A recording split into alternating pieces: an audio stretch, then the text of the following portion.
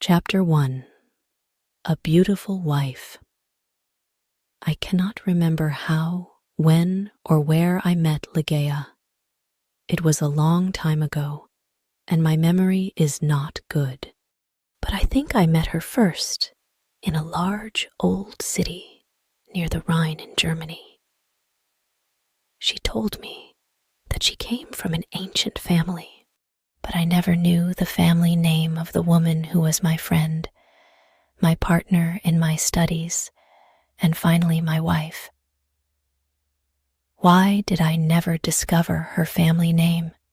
Perhaps because she did not want me to find out, but I cannot remember. I remember one thing very well. Ligeia was tall and slim. Later, at the end, she became very thin. How can I describe her quiet, aristocratic movements, or the strange softness of her footsteps? If she came into my office, I only knew she was there when I heard her voice, or when she put her white hand on my shoulder. She had a beautiful face, but it was not a classical kind of beauty. There was something strange about it. I have often tried to understand it. Was it her pure white skin, or her thick black hair? I looked at her long, delicate nose many times. It was perfect. I looked at her sweet mouth. How soft and red it was.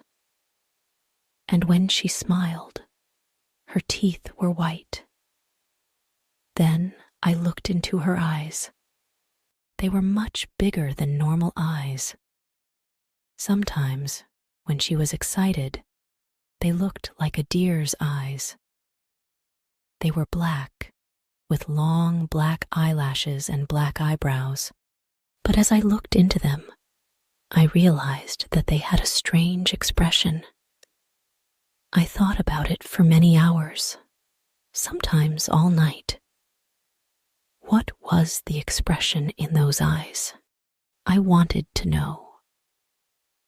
Many times I thought I almost had the answer, but then it was gone. Ligeia was very determined. She was always calm and quiet, but her determination showed in her eyes. It shone like a terrible energy, and sometimes it frightened me. Ligeia was very clever. She was excellent at Latin and Greek, and she knew many other languages perfectly. She never made a mistake. She was also a student of science and mathematics. When we were first married, I often asked her for help with my studies, and we worked together. But after she died, I was alone. Without her, I was like a child in the dark. When she first became ill, she did not come to help me as often as before. She lost weight, and her skin became pale and transparent. When I saw that she was dying, I felt desperate. Ligeia resisted death with all her energy to live. She was determined. I watched in agony as she fought for life. I knew she loved me, but I only understood how much she loved me now that she was dying. She held my hands and said that she was devoted to me. I cannot talk about it now, but let me say that her love for me was part of her determination to live. On the night she died, she suddenly got out of bed and cried, "Oh God, must I die? Must I lose my fight with death? No, I can't die like this." But my dear Ligeia died. I was so sad I could not stay in the old city by the Rhine. For a few months I traveled around. Then I bought an old abbey in an isolated part of England.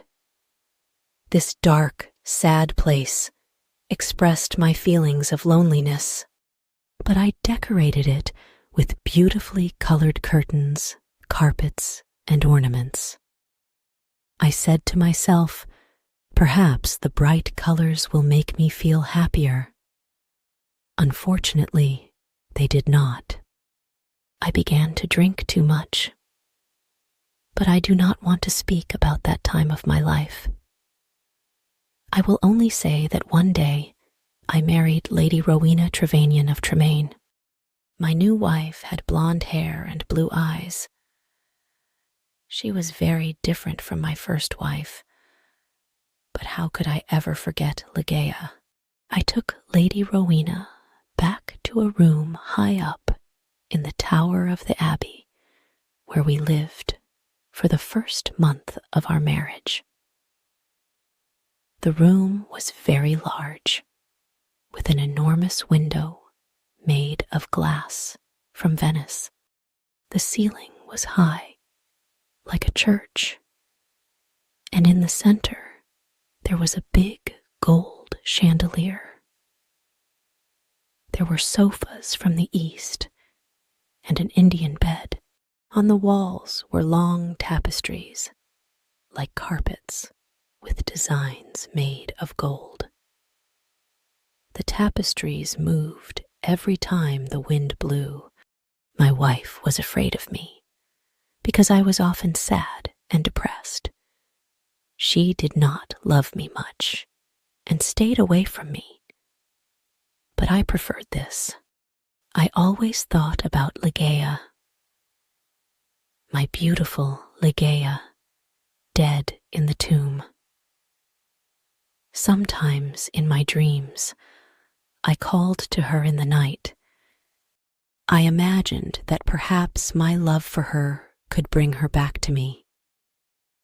At the beginning of the second month, Lady Rowena became ill. She did not sleep very well, and told me she could hear sounds and movements in the tower.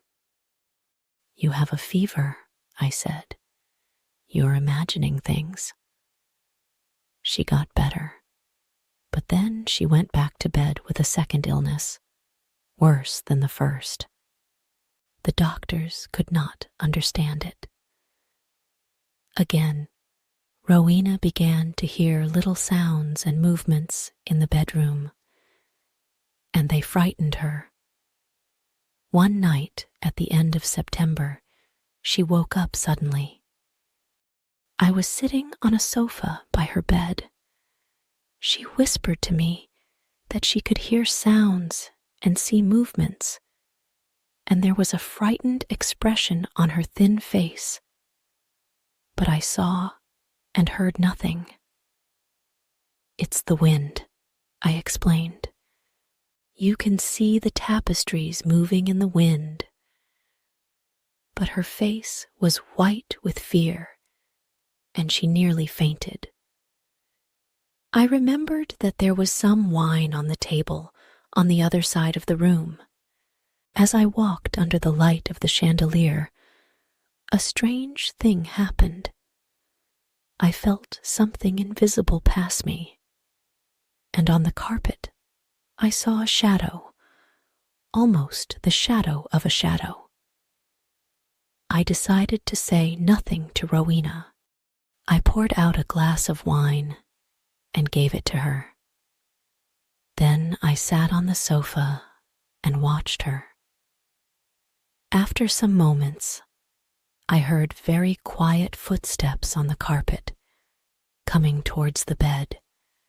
A second later, as Rowena was about to drink the wine, I saw, or perhaps I dreamed that I saw, 3 or 4 large drops of a bright red liquid fall into the glass.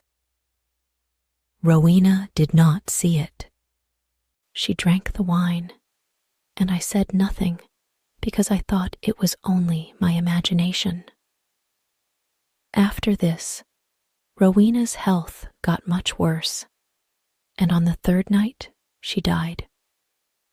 Her servants prepared her for the tomb, then covered her with a sheet. The next night, I sat alone with her body in the bedroom. Strange forms and shadows moved around me. I looked nervously into the dark corners, at the moving tapestries, and I felt frightened. Then I looked at the carpet under the chandelier. There was no shadow there, and I felt better. When I looked at Rowena on the bed, sad memories of Ligeia, the only woman I ever loved, came back to me. It was perhaps around midnight when I heard a sound. It was quiet but clear, and it woke me from my dreams. I thought it came from the bed. I listened in terror, but I did not hear it again.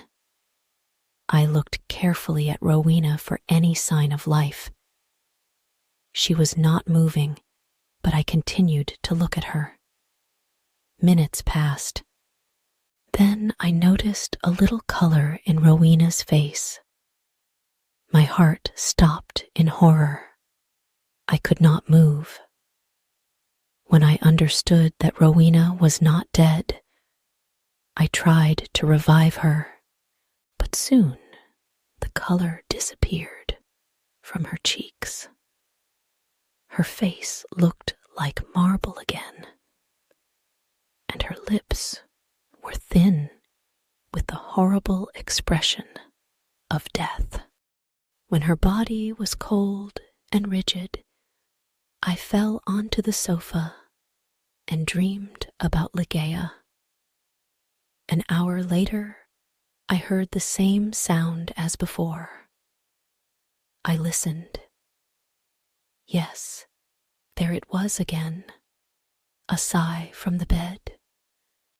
I ran over and saw clearly that her lips were trembling. Then they opened, showing her bright teeth. I thought I was going mad. There was a pink color on her cheeks and neck. Her body was getting warm again, and her heart was beating a little. Lady Rowena was alive. I did everything I could to revive her. Then suddenly, her color disappeared.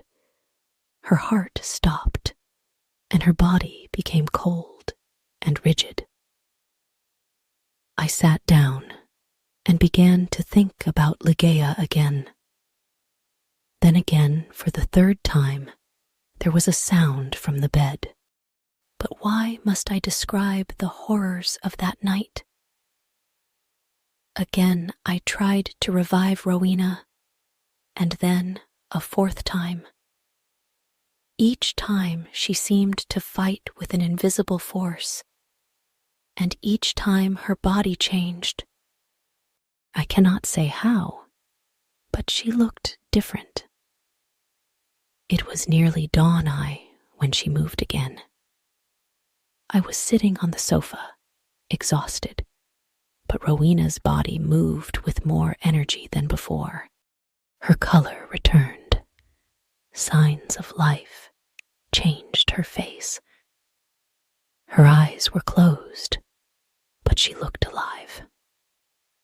Then she suddenly got out of bed and walked slowly to the center of the room, like she was walking in her sleep. I did not tremble. I did not move. I was as cold and still as stone, paralyzed by what I saw. As I looked at her, my head filled with wild thoughts. Was Rowena really alive? Could I really see her blonde hair and blue eyes? Why wasn't I certain? I could not see her mouth very well, but her cheeks were like pink roses. Weren't they Rowena's cheeks? But wasn't she taller than before? I was filled with a kind of madness. I ran to her, but she moved away. Then I saw her long hair moving in the wind. It was blacker than the black of midnight. And now, slowly, her eyes opened. I shouted like a madman, "These are the black eyes of my lost love, the eyes of Ligeia." English 5 Days Story. The voice-over in this video is given by English 5 Days. Copying or re-uploading is totally forbidden. Further action will be taken as soon as we notice without any kind of pre-notice